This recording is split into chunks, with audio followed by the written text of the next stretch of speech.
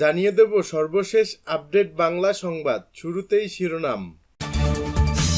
শুরুতেই জানাবো বিএনপি জামায়াত ঐক্যের আহ্বান হাসনাত আব্দুল্লাহর। এদিকে ডিসেম্বরে ঢাকায় ভারত বাংলাদেশ উচ্চ পর্যায়ের বৈঠক, থাকছে বিস্তারিত প্রতিবেদন। আরও থাকছে ৭১-এ অপরাধ প্রমাণ হলে জাতির কাছে ক্ষমা চাইবে জামায়াত। এতক্ষণ শুনছিলেন সংবাদ শিরোনাম, এখন থাকছে বিস্তারিত। বিএনপি জামায়াত ঐক্যের আহ্বান হাসনাত আব্দুল্লাহর। বিএনপি জামায়াত ঐক্যের আহ্বান জানিয়েছেন বৈষম্য বিরোধী ছাত্র আন্দোলনের সমন্বয়ক এবং বৈষম্য বিরোধী ছাত্র আন্দোলনের কেন্দ্রীয় আহ্বায়ক কমিটির আহ্বায়ক হাসনাত আব্দুল্লাহ। তিনি মঙ্গলবার মধ্যরাতে ফেসবুকে এক পোস্টে এ আহ্বান জানান। তিনি তার পোস্টের শুরুতেই বলেন, বিগত দেড় দশকের আওয়ামী স্বৈরশাসনের জাতাকলে নির্মমভাবে পিষ্ট হয়েছে বিএনপি ও জামায়াত। আওয়ামী লীগের অন্যায় অবিচার ও প্রহসনমূলক অপশাসনের দ্বারায় তারা তাদের বহু সংখ্যক একনিষ্ঠ নেতাকর্মীকে চিরতরে হারিয়েছে।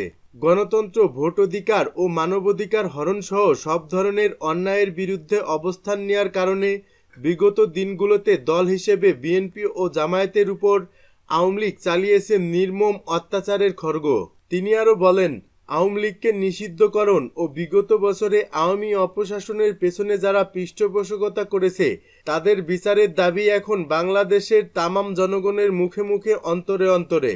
হাসনাত আব্দুল্লাহ জানান, একটি ব্যাপার আমাদের মনে রাখা দরকার, এত রক্ত বিসর্জনের পরে আমরা কেউ আর ৭১ ও ৯০-এর ব্যর্থতার পুনরাবৃত্তি চাই না। আমরা যেমন চাই না আমাদের দেশে নতুন করে কেউ ফ্যাসিস্ট হিসেবে মাথাচাড়া দিয়ে উঠুক, তেমনই চাই না যে আমাদের স্বাধীন সার্বভৌম বাংলাদেশে পুনরায় কোনো বহিঃশক্তির আধিপত্য কায়েম হোক। হাসনাত আব্দুল্লাহ বলেন, বিএনপি জামায়াত সহ ফ্যাসিবাদী বিরোধী কোনো দলের সাথেই শিক্ষার্থীদের ভেদাভেদ নেই। তাছাড়া এই গণ অভ্যুত্থানের পরে একটি ব্যাপার দিবালোকের মতো স্পষ্ট হয়েছে যে বিভেদ বিভাজনের রাজনীতি কখনোই বাংলাদেশের সাধারণ জনগণের জন্য কল্যাণ বয়ে আনবে না।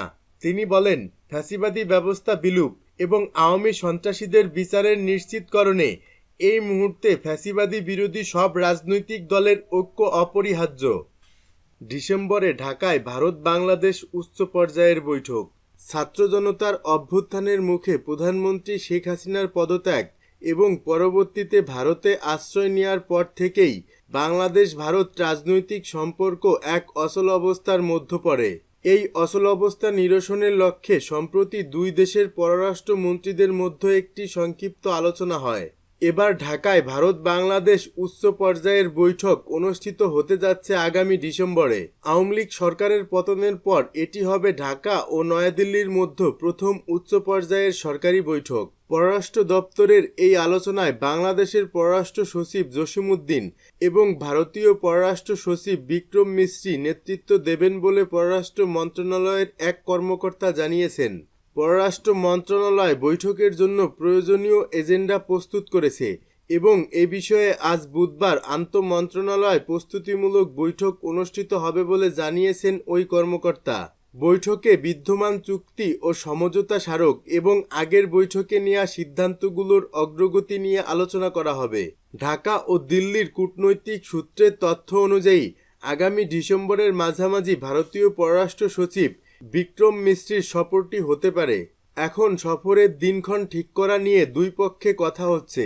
আওয়ামী লীগ সরকারের পতনের পর ভারত বাংলাদেশ কিছুটা টানাপোড়েনের মধ্যে, বিশেষ করে ভারতের পক্ষ থেকে সাবেক প্রধানমন্ত্রী শেখ হাসিনাকে আশ্রয় দেওয়ার ঘটনা। 17 নভেম্বর জাতির উদ্দেশ্যে দেয়া ভাষণে বাংলাদেশের প্রধান উপদেষ্টা অধ্যাপক মোহাম্মদ ইউনূস বলেছেন, শেখ হাসিনাকে ফেরত চাওয়ার বিষয়ে ঢাকা নয়াদিল্লির কাছে আনুষ্ঠানিকভাবে আবেদন করবে। সরকার পরিবর্তনের পর ভারতীয় হাই কমিশন বাংলাদেশি পর্যটকদের ভিসা ইস্যু সীমিত করেছে। এছাড়া ভারতীয় লাইন অফ ক্রেডিটের আওতাধীন অনেক প্রকল্প বন্ধ হয়েছে, কারণ ভারতীয় ঠিকাদাররা নিরাপত্তাজনিত উদ্বেগের কারণে বাংলাদেশে ফিরে আসেনি। এদিকে পররাষ্ট্র উপদেষ্টা তৌহিদ হোসেন জানিয়েছেন, ঢাকায় সাম্প্রতিক বছরগুলোতে নয়াদিল্লির সঙ্গে স্বাক্ষরিত চুক্তি ও সমঝোতা স্মারক মূল্যায়ন করা হবে। অন্তর্বর্তী সরকারের উপদেষ্টারা উল্লেখ করেছেন, ভারতীয় কিছু গণমাধ্যম বাংলাদেশে সংখ্যালঘুদের উপর হামলার ঘটনা অতিরঞ্জিতভাবে উপস্থাপন করেছে, যা দ্বিপাক্ষিক সম্পর্কের জন্য ইতিবাচক নয়। দক্ষিণ এশিয়া বিষয়ক বিশেষজ্ঞ এবং ভারতের হয়রানি ভিত্তিক ওপি জিন্দাল গ্লোবাল ইউনিভার্সিটির অধ্যাপক শ্রী রাধা দত্ত দ্য ডেইলি স্টারকে বলেছেন, দুই দেশের মধ্যে উত্তেজনা কমাতে যত দ্রুত সম্ভব উচ্চ পর্যায়ের বৈঠক হওয়া উচিত। বাংলাদেশের পররাষ্ট্র উপদেষ্টা তৌহিদ হোসেন এবং ভারতের পররাষ্ট্রমন্ত্রী এস জয়শঙ্কর সেপ্টেম্বরে জাতিসংঘ সাধারণ পরিষদের সাইডলাইনে সাক্ষাৎ করেছেন।